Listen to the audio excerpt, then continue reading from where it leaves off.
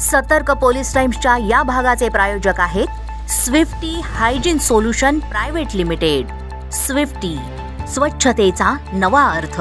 नमस्कार, सतर्क police times न्यूजच्या बातमीपत्रामध्ये मी सुषमा जाधव आपलं मनापासून स्वागत करते. नजर टाकूयात काही विशेष घडामोडींकडे. पहिली ते 8वीच्या विद्यार्थ्यांसाठी सेलिब्रिटी स्कूल उपक्रम राबविण्याची शालेय शिक्षण मंत्री दीपक केसरकर यांची माहिती.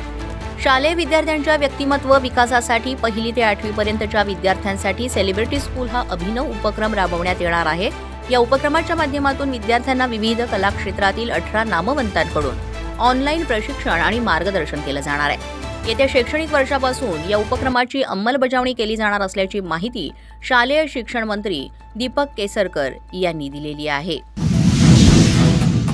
म्हाडा एकतर्फी विकासक निवडू शकत नसल्याचा उच्च न्यायालयाचा निर्णय. इमारत पुनर्विकासामध्ये विकासकाची निवड करण्यात म्हाडा मनमानी करू शकत नाही. कोणत्याही परिस्थितीत म्हाडाला एकतर्फी विकासक निवडण्याची परवानगी देता येणार नाही, असा महत्त्वपूर्ण निर्णय उच्च न्यायालयाने दिलाय.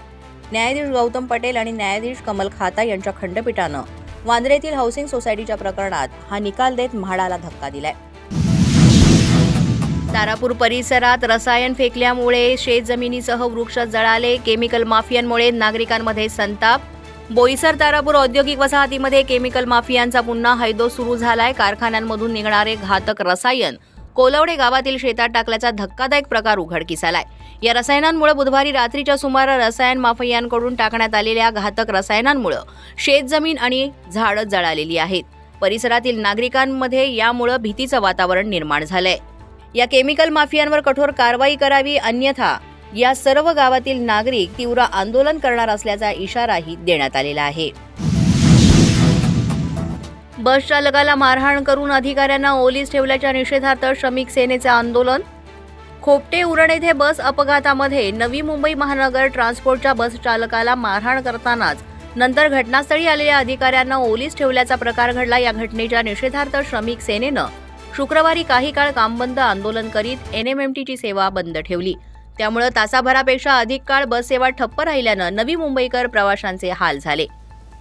जुईनगरहून खोपटे कोपरोली मार्गावर बस चालकाचा खोपटे इथं ताबा सुटल्यानं बसनं 3 दुचाकीस्वार आणि एका टेम्पोला धडक दिली आणि या अपघातामध्ये दुचाकीस्वाराचा मृत्यू झाला तर अन्य एक गंभीर जखमी झाला. यानंतर खोपटेवासियांनी रास्ता रोको आंदोलन करीत चालकाला मारहाण केली. तसंच घटनास्थळी पोहोचलेल्या अधिकाऱ्यांना सुद्धा 7 ते 8 तास ओलीस धरलं. याच निषेधार्थ श्रमिक सेनेनं हे आंदोलन करीत बस सेवा ठप्प केली होती. सतर्क पोलीस टाइम्स न्यूजच्या बातमीपत्रात वेळ झाली एका छोट्याशा विश्रांतीची.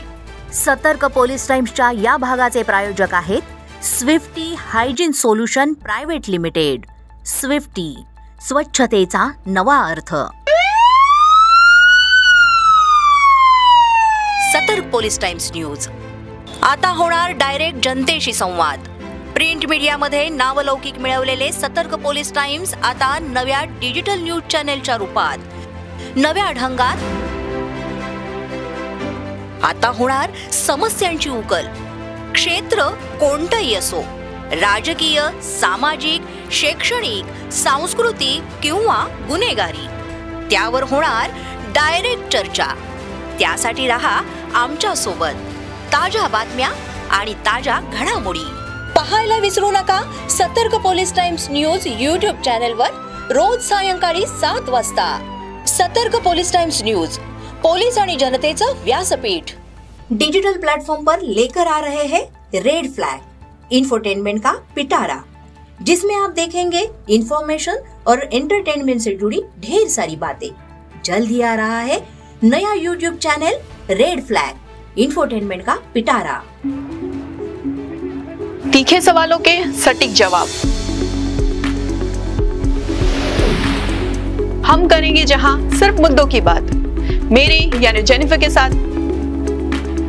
हर पॉलिटिशियन, हर दूसरा कोई तीसरा कोई पार्टी ज्वाइन करते रहेगा तो पब्लिक किस पे भरोसा करके वोट करेगी. क्या पता आपके सवाल किसी की नींदें उड़ा दे. अब जो महाराष्ट्र में सत्तांतर हुआ है वो बहुत अच्छा ही है.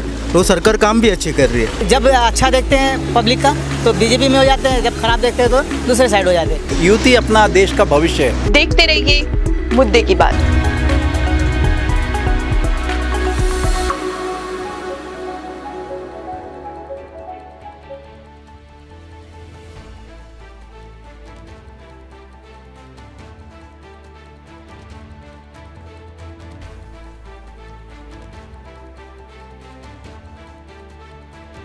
विश्रांतीनंतर पुन्हा एकदा सतर्क पोलीस टाइम्स न्यूजच्या बातमीपत्रामध्ये आपलं मनापासून स्वागत। नवी मुंबईमध्ये युवक काँग्रेसचा महापालिकेवर विराट मोर्चा। नवी मुंबई विभागाचा आरोग्य विभाग फक्त नावालाच असून नवी मुंबईमधील आरोग्य सेवेचा बोजवारा उडाला अशी टीका काँग्रेसचे युवा अध्यक्ष अनिकेत म्हात्रे यांनी केलाय। यावेळेस आयोजित केलेल्या ऐरोली ते महानगरपालिका या 2 दिवसीय विराट मोर्चामध्ये अनेक नागरिक सहभागी झाले होते। नागरिकांना भेटवणाऱ्या प्रश्नासंदर्भात हा क्रांती हक्का मोर्चा काँग्रेसने काढलेला आहे।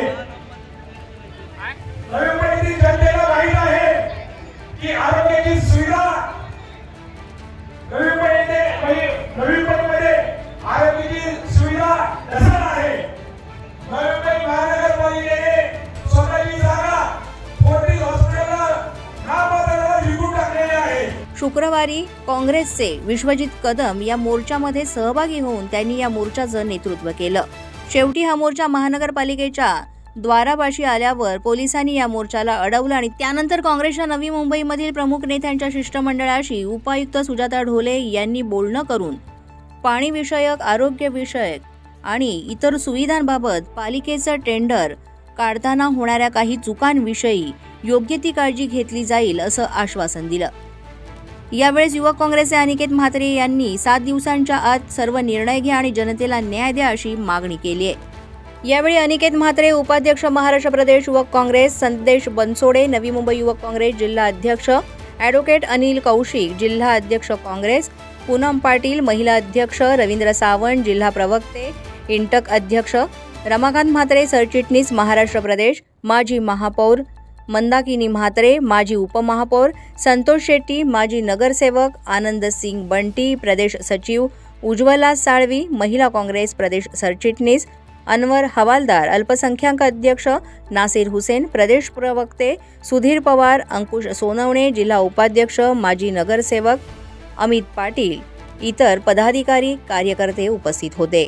आज मोर्चा काढण्यात आलेला आहे। ऐरोली या ठिकाणी धडक कारवाई काय म्हणा, कशा प्रकारे आज नवी मुंबई समोर जाते? गेल्या 2 महिन्यापासून नवी मुंबईच्या शहरामध्ये काँग्रेस पक्षाच्या माध्यमातून, युवक काँग्रेसच्या माध्यमातून अनिकेत म्हात्रे आणि त्यांचे सर्व सहकारी हे पायी नवी मुंबई शहराच्या प्रत्येक गल्लीपर्यंत पोहोचलेत, सोसायटीतल्या प्रत्येक फ्लॅटपर्यंत पोहोचलेत। सर्वसामान्य लोकांच्या झोपडपट्टीमध्ये राहणाऱ्या आमच्या बंधू भगिनींचे प्रश्न त्यांनी जाणून घेतलेले आहेत।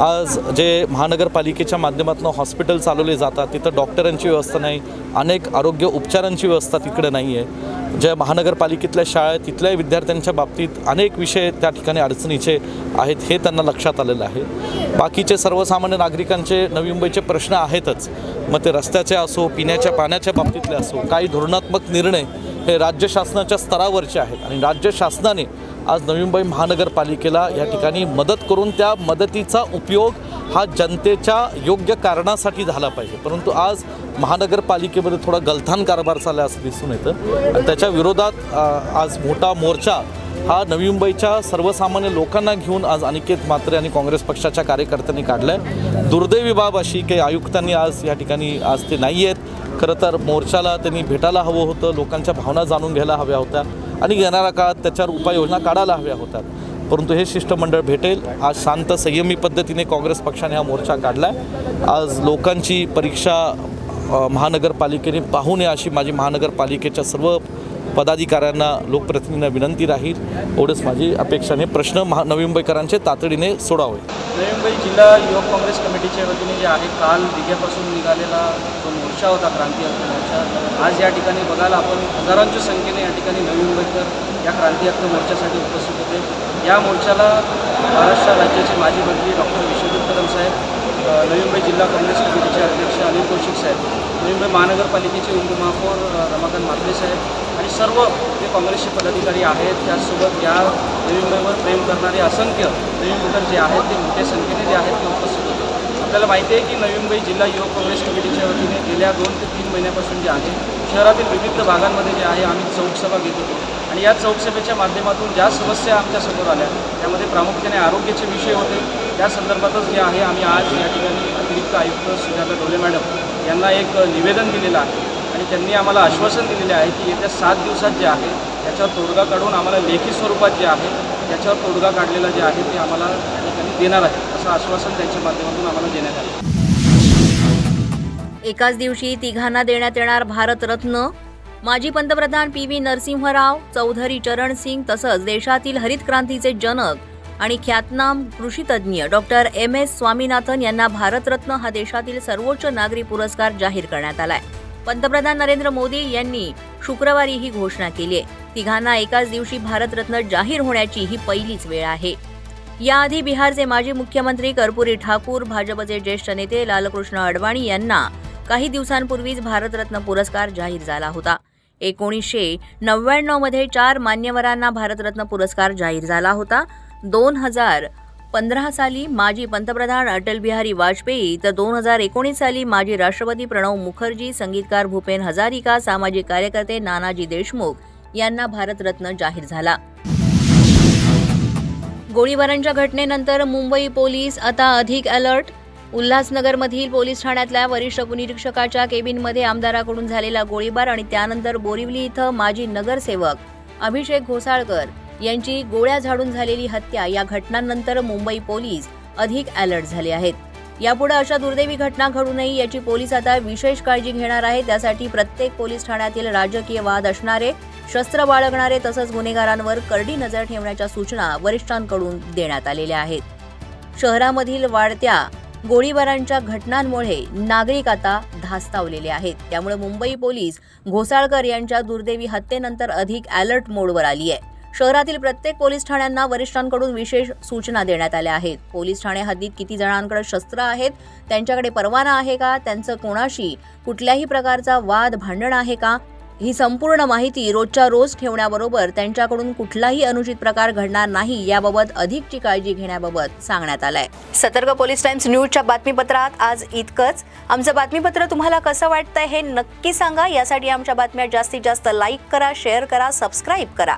आणि तुमच्या परिसरातल्या काही घटना द्यायच्या असतील, जाहिरात द्यायची असेल किंवा काही समस्या असल्यास, अधिक माहिती हवी असल्यास आमच्या 912268834836 या दूरध्वनी क्रमांकावर संपर्क साधा.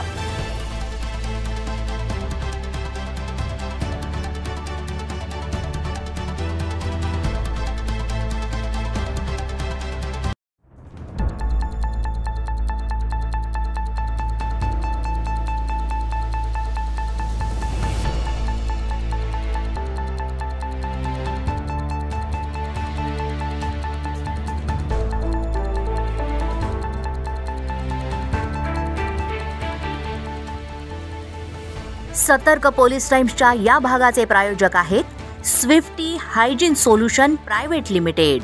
स्विफ्टी, स्वच्छतेचा नवा अर्थ.